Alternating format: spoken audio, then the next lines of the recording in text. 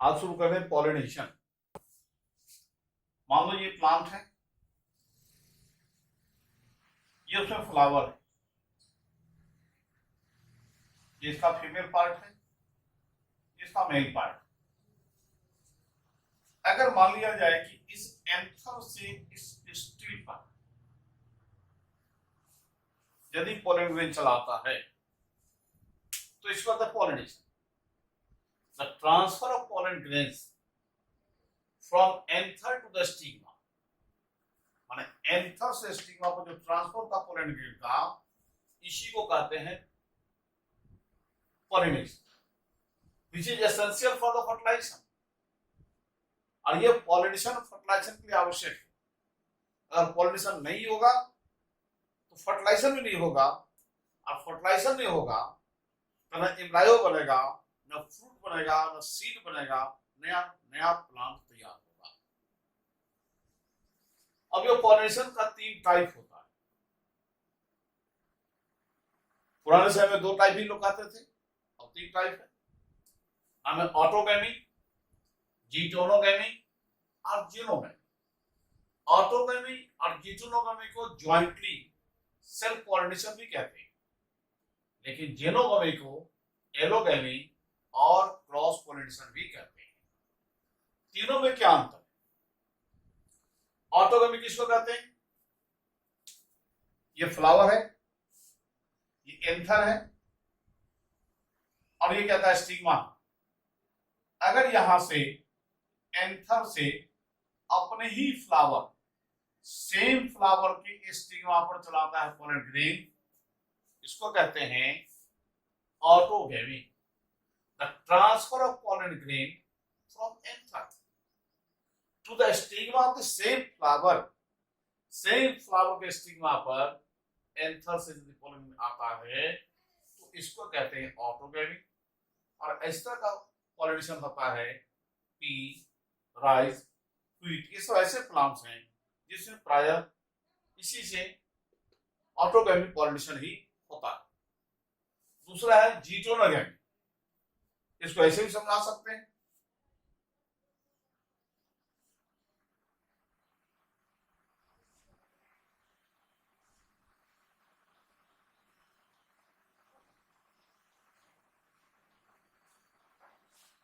एक ही प्लांट है, अलग फ्लावर है, ये अलग फ्लावर है ये। अगर इस एंथर का पॉलन ग्रेन उसी प्लांट के, सेम प्लांट के दूसरे फ्लावर के स्टिग्मा पर आ जाता है तो इसको कहते हैं geitonogamy. The transfer of pollen grains from anther, anther से पॉलन ग्रेन निकलेगा, कहा जाएगा to the stigma of the other flower of the same plant, उसी प्लांट के दूसरे फ्लावर यदि चला जाता है तो इसको कहते हैं जीटोनोगैमी। ऐसा देखना है, कुकुरबिटा प्लांट में साफ साफ दिखाई देता है। और लिखा है ऑटोगैमी और जीटोनोगैमी को कलेक्टिवली सेल्फ पॉलिनेशन, जैसे यहां लिखा है सेल्फ पॉलिनेशन कहा जाता है। तीसरा है और xenogamy, the transfer of pollen grain. इसको समझाते हैं ऐसे, ये अगर दूसरा प्लांट है, ये फ्लावर है, इसका फीमेल पार्ट है, ये पार्ट, और एक प्लांट का जो एंथर है उससे दूसरे प्लांट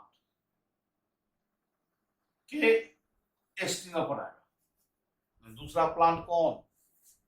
उसके अपने ही स्पीशीज का, अमरूद से अमरूद पर, आम से आम पर, कटहल से कटहल पर, कटहल से लीची पर चला जाएगा तो पॉलिनेशन उसको नहीं कहेंगे क्योंकि फर्टिलाइजेशन नहीं होगा।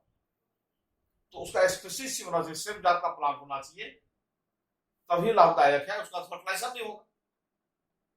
तो यह लिखे the transfer of pollen grains from anther to the stigma of the other flower of the other plants of same species is called genogamy। ऐसा देखना है तो डेट, पाम, पपाया, तार, ये क्या कहता है खजूर का पेड़, तार का पेड़, ये पपीता का पेड़, इस सब में ऐसा ही होता है कि यूनिसेक्सुअल होता है प्लांट।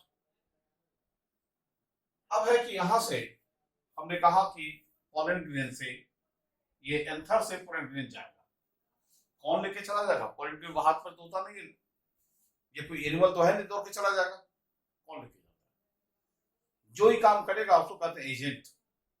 एजेंट का सामान्य मतलब होता है वर्कर, काम करने वाले। जैसे हम लोग टीचर है, देखते हो किताब देने के लिए आता है एजेंट, उसको कहते हैं किताब का एजेंट। बहुत सारे एजेंट रास्ते में होते हैं, कपड़ा वाले के कपड़ा का एजेंट घूमता रहता है। यहाँ कौन सी का एजेंट है? पॉलिनेशन का एजेंट, इसलिए नाम पड़ा इसका एजेंट्स फॉर पॉलिनेशन। और ये दो प्रकार का होगा, नॉन लिविंग जिसको कहते हैं एबायोटिक एजेंट, एक है लिविंग जिसको कहते हैं बायोटिक एजेंट। एबायोटिक में कौन कौन होता है? Wind, water. कभी कभी बच्चों में कंफ्यूजन हो जाता है, विंड कहे कि एयर कहे, दोनों कोई फर्क नहीं है, मामूली सा फर्क है। जब एयर में गति होती है उसे कहते हैं विंड कहते हैं, अब मोशन नहीं होगा तो एयर कहते हैं। तो जो लेके जाएगा एयर तो गति होगा तभी तो जाएगा, इसलिए नाम होता है विंड। तो विंड वाटर दोनों नॉन लिविंग है, इसलिए एबायोटिक एजेंट हुआ। एनिमल लिविंग एजेंट है, इसलिए बायोटिक एजेंट हुआ। अब तीनों को डिटेल में पढ़ेंगे कि ये विंड किस तरह से पॉलिनेशन करता है, वाटर कैसे करता है, किस प्लांट में करता है, एनिमल कैसे करता है, किस एनिमल में करता है, किस प्लांट में करता है। तो इसको जानने के लिए इन डिटेल जानेंगे जो इसके बाद पढ़ाते हैं।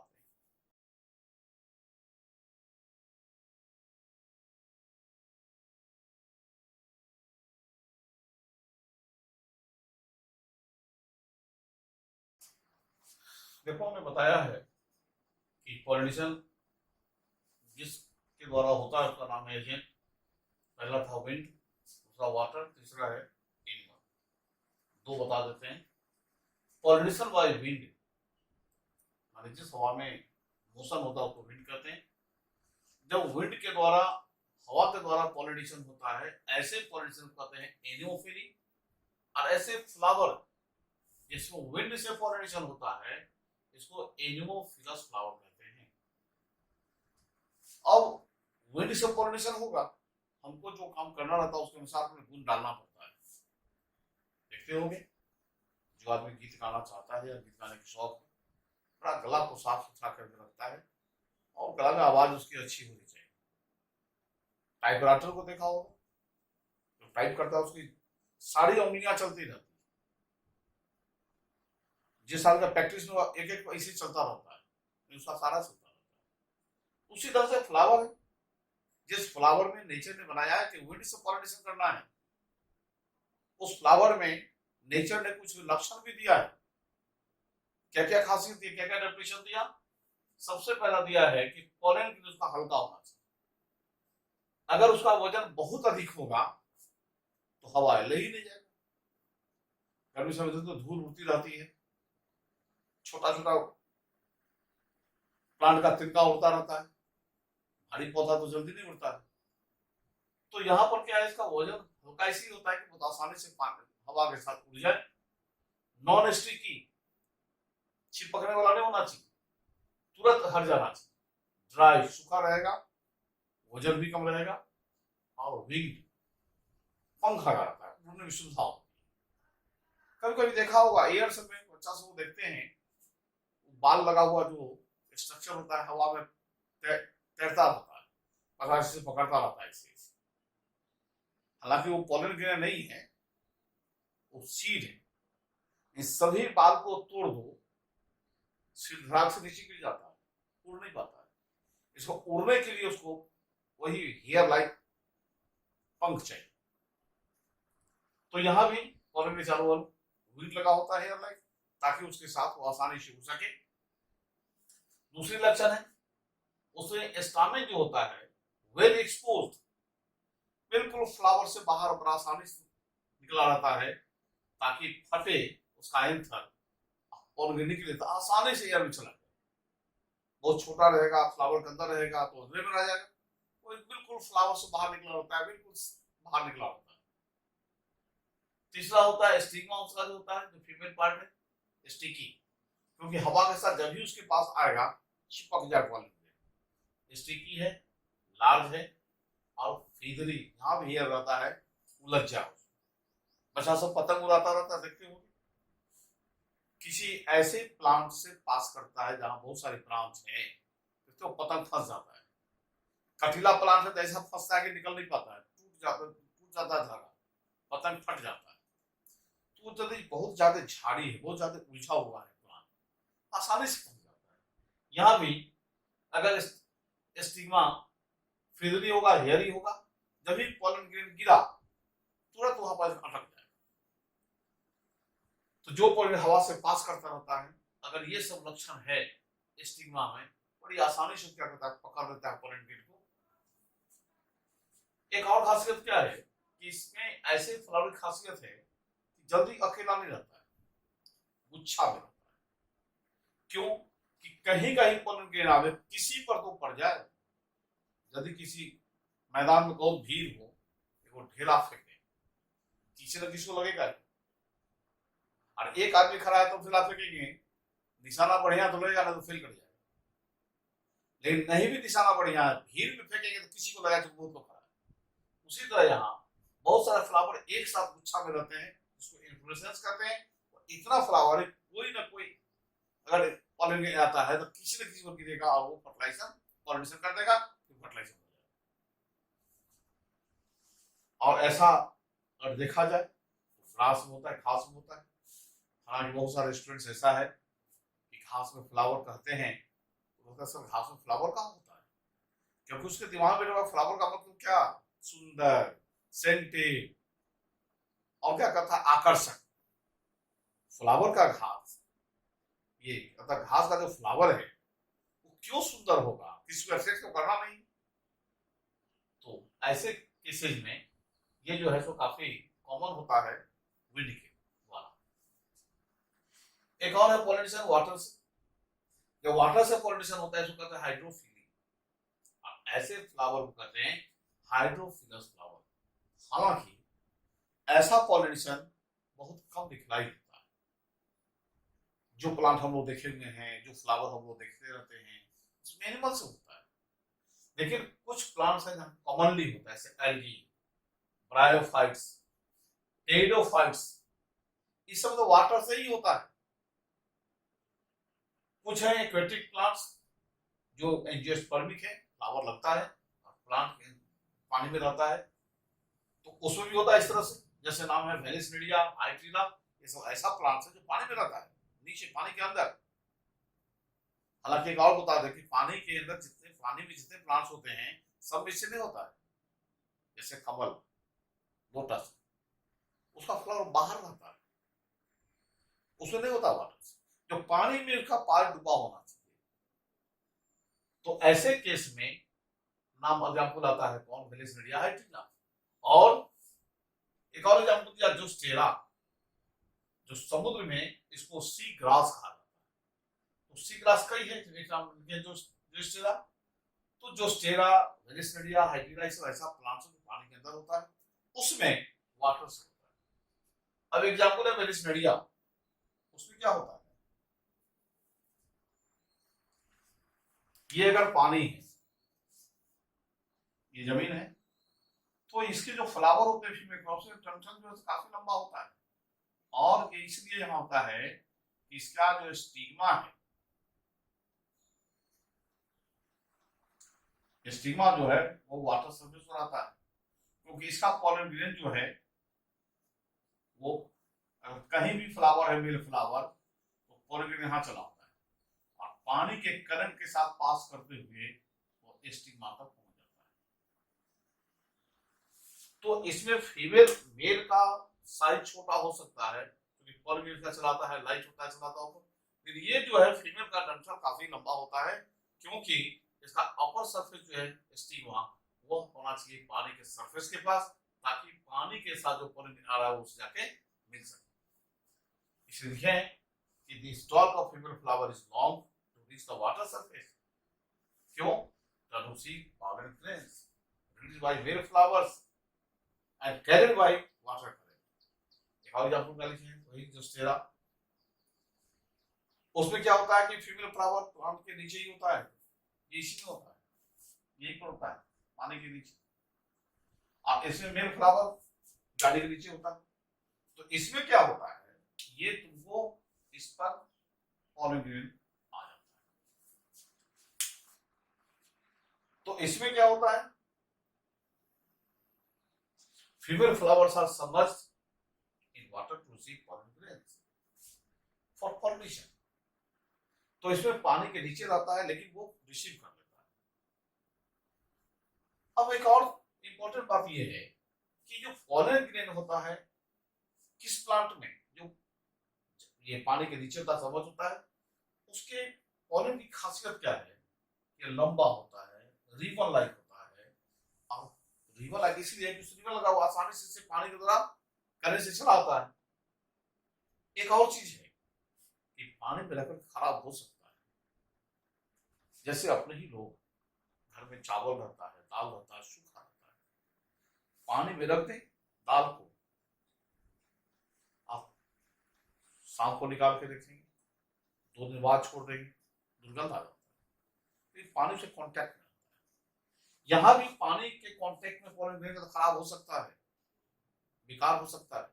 तो पानी को टच नहीं करें, इसके उपाय क्या है कि पॉलन के चारों ओर कवर होता है किसका, विशिलेज का।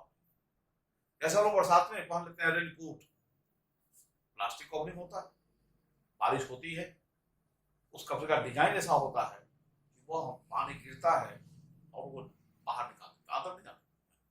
वैसे ये विशिलेज कवरिंग पानी को उस पॉलन ग्रेन की दीवार तक नहीं पहुंचने देता। इस तरह से ये सुरक्षित हो जाता है। इस तरह से पानी के अंदर रहने के बावजूद पॉलन ग्रेन पानी से नहीं भीगता है, क्योंकि विशिलेज कवरिंग उसको प्रोटेक्ट करता है, बचा लेता है। तो इस तरह से पानी के अंदर जब पॉलिनेशन होता है तो ये खासियत है। अब एक हो गया पॉलिनेशन बाय विंड, एक है पॉलिनेशन बाय वाटर, तीसरा है पॉलिनेशन बाय एनिमल। अब बता,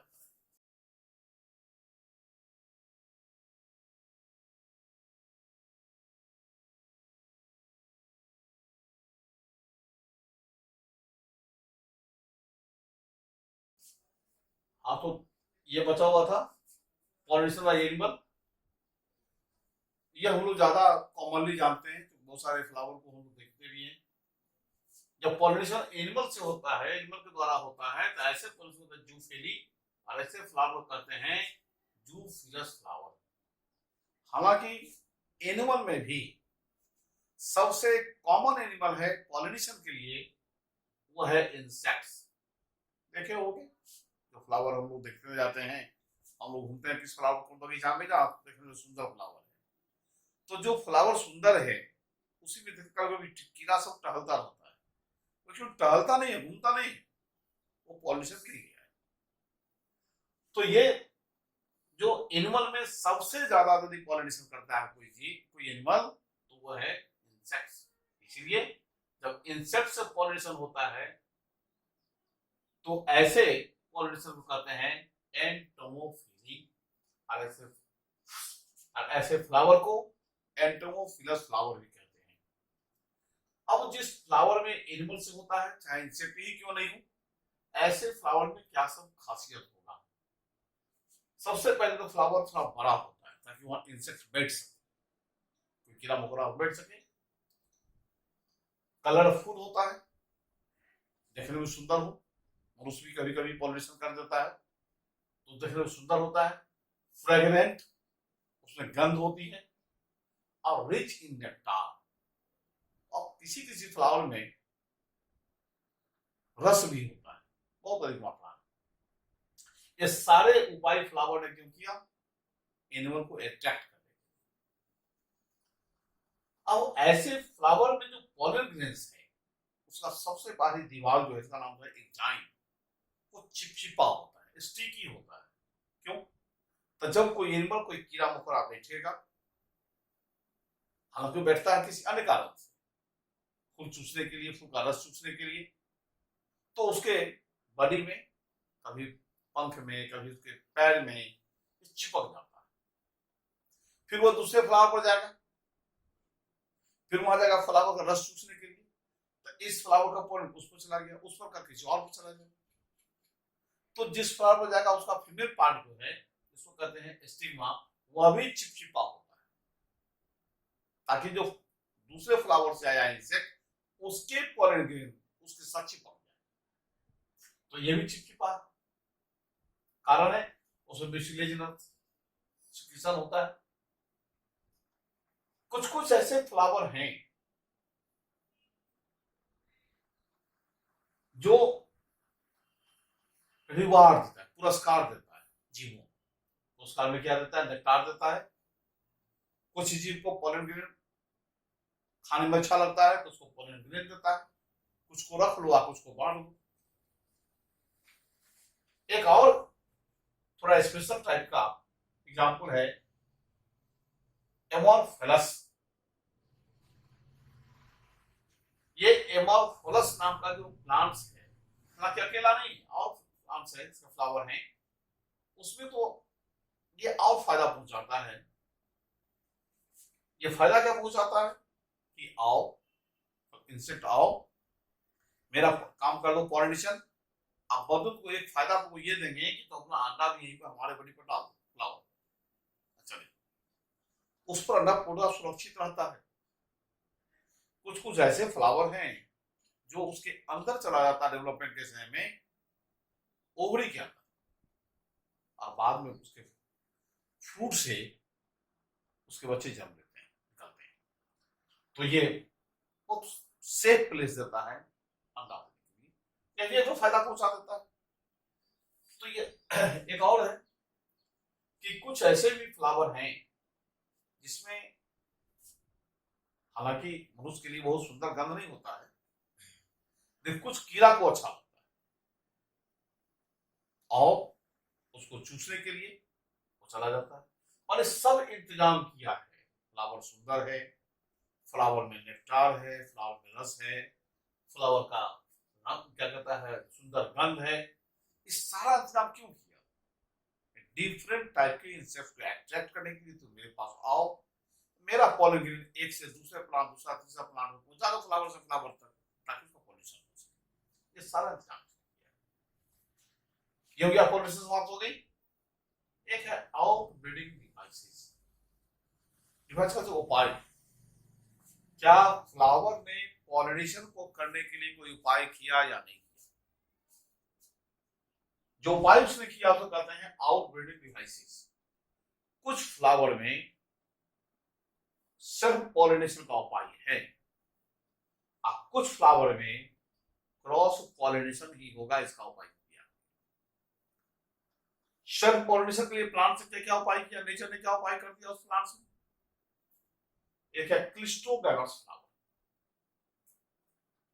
इसको याद रखना है, कभी कभी इंटरमीडिएट वाला क्वेश्चन हमें 1 नंबर 2 नंबर क्वेश्चन पूछता है। सब क्लिस्टोगैमस फ्लावर है क्या? कैसा flower? These are bisexual flower. ये bisexual flower which never open.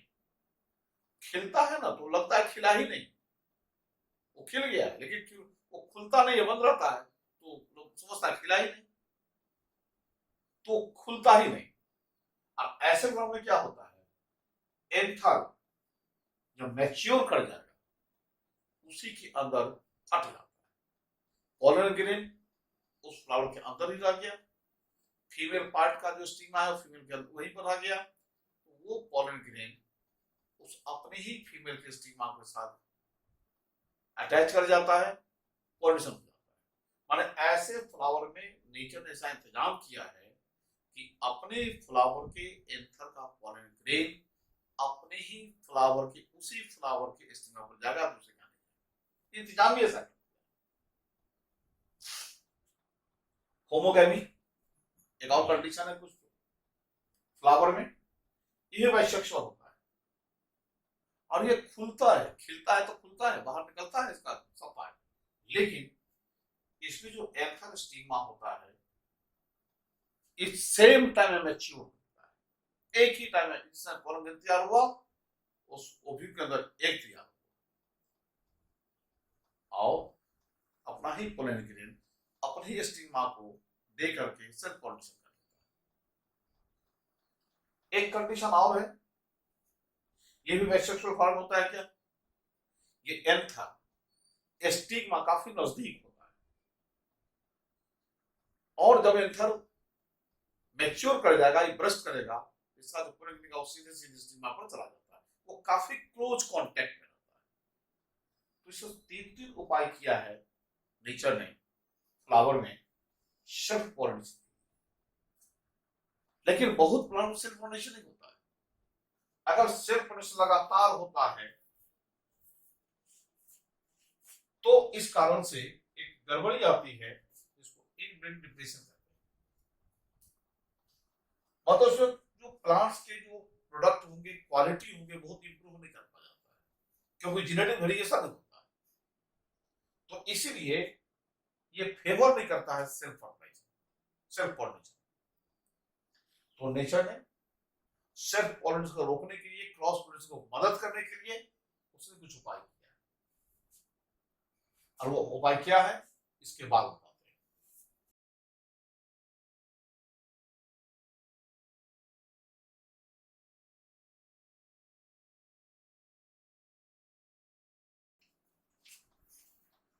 तो टॉपिक था आउट ब्रीडिंग डिवाइसेस, कि नेचर ने प्लांट के साथ किस तरह का उपाय किया है।